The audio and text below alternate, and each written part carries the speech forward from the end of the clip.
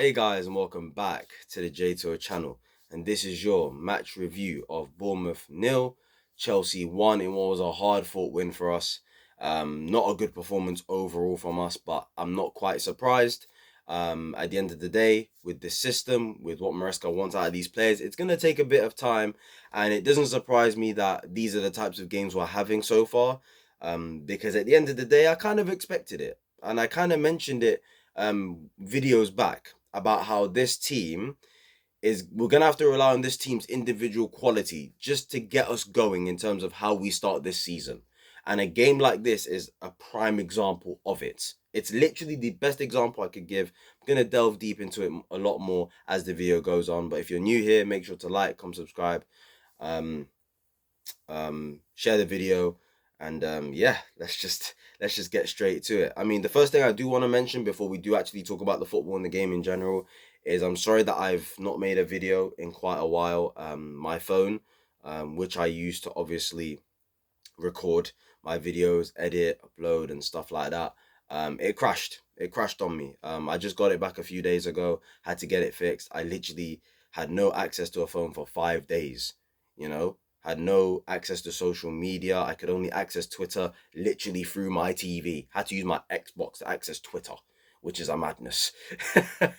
So, hey, I was stressed out. I just got my phone back. So this is my first video back due to that reasoning. There's a whole long story, but I can't be asked getting into it. So let's just talk about the game. And actually, before we talk about the game, one more thing, yeah. And this is actually about the game. Anthony Taylor. Let's just get this out of the way. You're a disgrace tonight. You are an absolute disgrace. I actually hate this man with a passion. I want him kidnapped. I want someone to poison his food at this point. I'm not joking. I am not joking. He is not fit to referee. 14 yellow cards tonight. Now, when people are going to look at the stats of this game and see 14 yellow cards, they're going to think, oh boy, it was a feisty game. Oh, these two teams must have been at it. Oh, it must have been fiery. There must have been confrontations. There must have been fights. There must have been hard-hitting tackles. There must have been red card-worthy challenges. No, there was none of that tonight, guys. It was just Anthony Taylor being a massive pussy, being a softie, yeah, and making the game about him. Because every time Anthony Taylor referees a Chelsea game, he has to make it about him. 14 yellow cards. There was probably not one challenge today that was probably worth a red card, yeah? And at least half of those challenges, at least half those yellow cards were not necessary either, okay? He gave a yellow card to Vega for celebrating with the fans. I mean, what are we doing here? He gave Vega a yellow card for celebrating with the fans when we scored. Gave Jackson a yellow card for dissent. Gave Jadon Sancho a yellow card for dissent, even though Jadon Sancho wasn't really dissenting. He just went up to him, said one thing. Anthony Taylor just looked up at him, gave him a yellow card. Gave Levi Cole a yellow card for winning the ball back. Literally winning the ball back. He's a disgrace. He's an absolute disgrace of a referee tonight. Honestly. I think Cucurella got a yellow card for this. I just think to myself, yo, he's not fit to referee. He was giving out these yellow cards early on. And then Lewis Cook fouls Cole Palmer for like the 100th time in the game. And all of a sudden, because he's on a yellow card, Taylor's now hesitant to give out the yellow cards again. Yeah? This is my problem with referees these days. When they set a precedent for how they referee a game, yeah, in that manner, they can't keep it up. Otherwise, they'd have to give at least 2-3 red cards in the game. Because he's given out so many yellow cards that the same players, some of those same players, are going to commit challenges again when they're on yellows already. That's the risky run. Didn't let the game flow tonight. Shocking refereeing, man. Absolute disgrace. Something needs to be done about him and refereeing Chelsea games because I've had enough of it. I've absolutely had enough of it. Goodness me. Anyway, we're nearly 5 minutes in and we've not even talked about the game. Let's actually start talking about the game, right? So Maresca came out with the lineup. He played Sanchez in goal. We had Disasi at right back. We had Fofana, Cole, Cucurella making up the back four. Caicedo, Vega played in midfield. Palmer in the 10. Madueke on the right. Neto on the left. Jackson up front. Now, I think there were a couple of surprises in there. Although there were always going to be surprises in this game because Lavia was not going to be fit for this game. Gusto was not going to make it for this game. Enzo Fernandez was a massive doubt. If we found out he was ill, so he couldn't make tonight's game. So really, we wasn't sure who was going to play. There was no Drewsbury Hall tonight. I don't know why. Is he injured? Is he ill? I don't understand because I would have thought in a game like this, considering the players we had out, it would have been a prime opportunity for Drewsbury Hall to start tonight. So the fact that the surprises were Vega started in midfield tonight. We had Disasi start at right back. And I can't lie, overall, I was quite disappointed with those two selections. Not so much the Vega one because he kind of had to in that point. And Vega was brought in as a versatile player that was reported he can play in midfield, he can play as a left back, he can play as a centre back. So that one doesn't surprise me. But the Disasi one does surprise me because no surprise, he wasn't good today. Disasi was not good today at right back. And we all know Disasi at right back is a disaster. No pun intended, right? And my issue with Maresca is I blame this on him because it was reported and it's been said that Maresca watched a lot of footage, a lot of games of Chelsea last season. So I'm thinking, if that's the case and if that's true, you would have seen Disasi at right back a lot of times because Pochettino played Disasi at right back. And you saw in those games, he was shocking. An example I can give you, Crystal Palace away last season. Man was getting cooked by Mateta last season. At right back. Disasi at right back was a disaster, bro. And Maresca looked at all that footage, looked at all of the footage and thought to himself, yeah, I'm still going to play Disasi at right back. Poor. Poor from him. I'm sorry. Absolutely poor. And we were that bad in the first half, yeah? Shocking. Everybody on that pitch, except for... I'm genuinely trying to think of who was actually good in the first half. Except for Levi Colwill, and to an extent Robert Sanchez, I thought everybody was below par.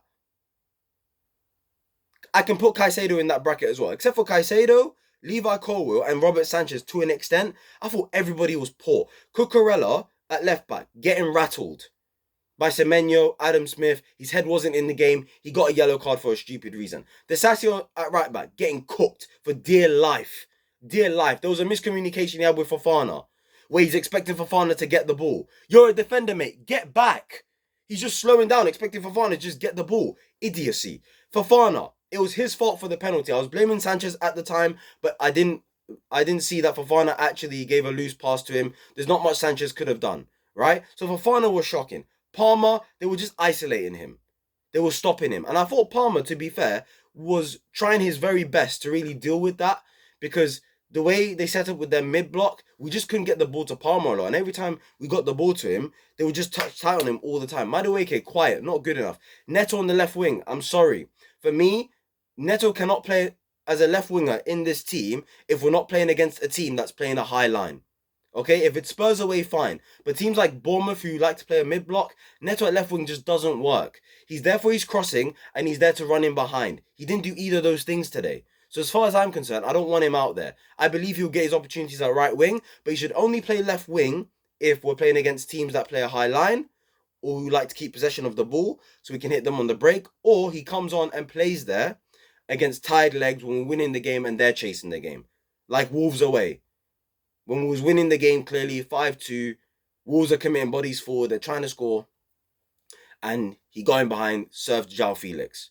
Do you know what I'm saying? Jackson, poor. Overall, poor first half. So I expected changes from Maresca at half time. And the fact that Neto is the only one he brought off for said Jadon Sancho coming on surprised me. Not in terms of like that substitution in isolation because that made sense. Jadon Sancho, will get to him. He had to come on, to be fair. But I'm surprised Tosin didn't come on at half time for Disasi. Fofana was shocking. Don't get it twisted, but he had to stay on the pitch simply because of his profile and what we needed out of the back. We don't have a profile like Wesley Fofana at the club, so we needed him to stay on. If he had come off instead of Disasi and Tosin had come on, I can't lie, it would have been even more messier. I can't lie. So the fact that Maresca eventually made that change of Disasi coming off for Tosin was good. Because for me, that should have happened at half time. You know? There was probably other changes that could have been made. Vega was lucky that there wasn't many options on the bench line in terms of midfield. Because he's another one I probably would have subbed off at half time. I thought he looked really, really shaky. At times, he looked like an amateur footballer out there with the way he started the game. Do you know what I mean? Caicedo, I felt sorry for him today because he was a one-man machine in that midfield, man. One-man machine in that midfield. He tried his best tonight. Chelsea captain as well. I thought, you know what? He put in a good shift, man. Considering a lot of the time, he had to do a lot of the work in terms of defensively, on the ball. So yeah, fair play to him. Second half was a lot better in terms of performances from players, I would say. And look, we didn't play the Maresca ball today. Maresca ball was not intact today. It was not there today. And like I said, it's a very specific system. It's not an easy system for players to sort of get used to in terms of positional play, and how we use the ball and the movement.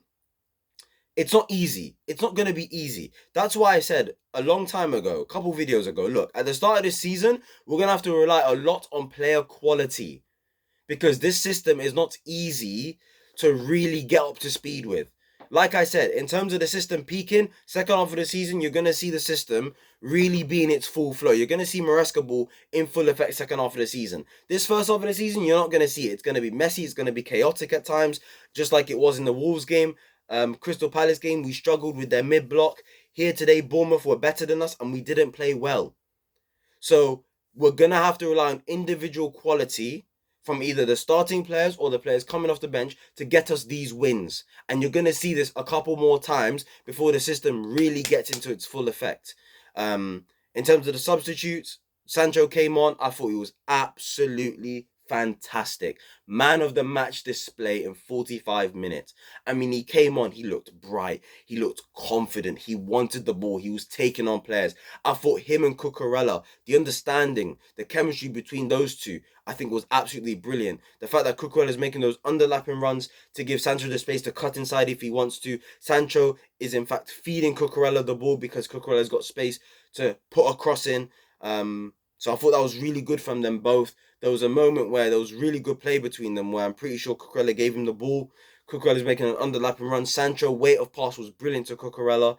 Cucurella first time cross. Madueke missed it. Jackson missed it. Palmer missed it. It was a really good cross. It would have been a really, really nice goal if that, you know, if Cucurella, if somebody had can't get my words out. Bloody hell, mate. If somebody had gotten the end of Cucurella's cross, it would have been a really, really nice goal with the connection with Cucurella and Jadon Sancho. But Jadon Sancho, for me, was absolutely brilliant tonight. And eventually, he got Nkunku the goal. And look, Christopher Nkunku, man, for, like I said, in games like this, and there's probably going to be a lot more games like this to come, at least this season, we're going to need that from all of our attackers. Whoever comes off the bench, we're going to need you to make an impact. We're going to need you to. And ask questions of the starters. And you saw in Christopher Nkunku's goal. I mean, Sancho once again getting on the ball, doing his thing. He was given time and space. He picked out Nkunku. Nkunku actually took a decent first touch. His second touch was really, really poor, yeah. And looking at the goal again, yeah, he done really well to even get a strike. Because he shouldn't have. I thought the Bournemouth defenders were weak. So the fact that the second touch was poor and he managed to go past one player and get him off and then managed to shrug the player to his left-hand side in order to have time and space to sort of strike the ball into the back of the net, I thought that was really, really good from Christopher Nkunku. And you know what's crazy? It feels like with Nkunku, he's been the forgotten man. In the midst of this Chelsea attack. We've talked about Neto, Felix, Sancho, Palmer, Madueke, Nicholas Jackson. But for some reason, it feels like Christopher Nkunku doesn't get a say. It doesn't, I feel like people don't talk enough about, well, what about Nkunku? Shouldn't Nkunku start some games? You know, is he in the conversation and stuff like that? Because I'm sorry, we're looking at a world-class player here. You know, I get he's been injured for the last year or so since he's come to Chelsea, but before we bought this guy, he was one of the best attackers in Europe. This guy's numbers and GA he was putting up for Leipzig was out of this world. Okay? Let's not forget the quality Nkunku has. And I'm so happy he scored that goal tonight because it's going to remind people, yo, we have Christopher Nkunku here, a world-class player that, in my opinion, alongside Palmer, in front of goal, he is our best finisher. Alongside Palmer, he's our most clinical player. If a man is running through on goal and I'm picking Nkunku or Jackson, who do I want running onto that? 1v1 with the keeper. Nkunku all day long. Because Nkunku in front of goal, it's cash money, mate. It's cash money. I love Jackson. But if that was Jackson in that position, he's probably fighting the defenders. And he probably never gets a shot off, maybe, Jackson. Because Jackson had a couple opportunities in behind today and he was hesitating. He took an extra touch, and by the time he took the shot, it was blocked. So, or he didn't even have the opportunity to take the shot in the end because he was just doing slightly too much. But that's the difference with Nkunku. First touch, turns on the second touch, poor second touch, but he managed to shrug off a couple of players. He didn't waste any time, puts in the back of the net, good goal. And overall, big win for Chelsea, man. That I really hope that type of win gives the squad great like togetherness, great understanding that you man fight for each other, fighting for the badge. You man are doing your thing no matter what, no matter how the game's going. Because we didn't play well today, but at least in the second half, it didn't affect the players. Because I can't lie, the first half, a lot of them were rattled. A lot of them were all over the place. A lot of these players in the first half were all over the place. Second half, a lot of them got better. I thought Levi Cole's second half was absolutely fantastic, especially with his passing, brilliant. Robert Sanchez, big up to him. I was with the penalty save. I don't know what's his name again? El Savino, Elva Nelson. I don't even know who he is. He's Brazilian, I'm pretty sure. He was trying to take a Neymar-esque penalty. Yeah, as he was taking the penalty, I was looking at his run up and I was like, this brother is trying to be like Neymar.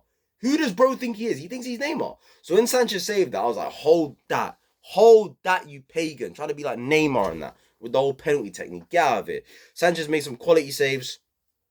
I thought his passing in the second half was good as well. So fair play to Robert Sanchez. People are very quick to criticize him, like myself, because he's not a good goalkeeper. But we have to praise him when it's due. You have to give him the credit where it's due. Do you know what I mean? So fair play to Robert Sanchez. I thought Tosin, when he came on, calmed the game down. Other than that one pass they gave straight to the opposition, I thought Tosin, he just calmed the game down, and it felt like we were in control a lot more. It actually felt like when Tosin came on, we started to play our football a lot more. We started playing out from the back a lot more. You know, Maresca ball was starting to show just a little bit when Tosin came on. I felt like João Felix came on, really poor cameo. I thought João Felix was absolutely shocking when he came on the field. Hopefully we don't get that again from him much this season. But yeah, Chelsea get the win. Jadon Sancho, man of the match. And yeah, Man United, you're in the mud, mate. You're in the mud. Because Jadon Sancho is a quality footballer, yeah? And I told people he's a quality footballer. And I'm happy with this signing. Like I said before, did we actually need him in terms of numbers and the depth we have in attack? Probably not. But he's better than Mudryk. He's a better left winger than Pedro Neto, because Pedro Neto is a lot better on the right-hand side. And he's a better winger than Christopher Nkunku. Nkunku does his best work in the middle. Same with João Felix. So actually, we did need Jadon Sancho, now that I think about it. Because how many actual left wingers do we have? Like, how many players can we say can play left wing and you see the best of them? Because I can't say that about Madueke or Palmer. They can't play left wing. João Felix can play left wing, but it wouldn't be the best. You're not getting the best out of him playing him out there. Probably the same goes with Christopher Nkunku. Do you know what I mean? Mudryk is Mudryk. Guy's trash. So Sancho, hey, if he wants that left wing spot to be his, he'll get it. I'm absolutely certain that left wing spot will be his 100% if he continues going like this. So yeah, that's it for your match review, guys. Make sure to like, comment, subscribe, and I'll see you guys tomorrow for a brand new video. Peace.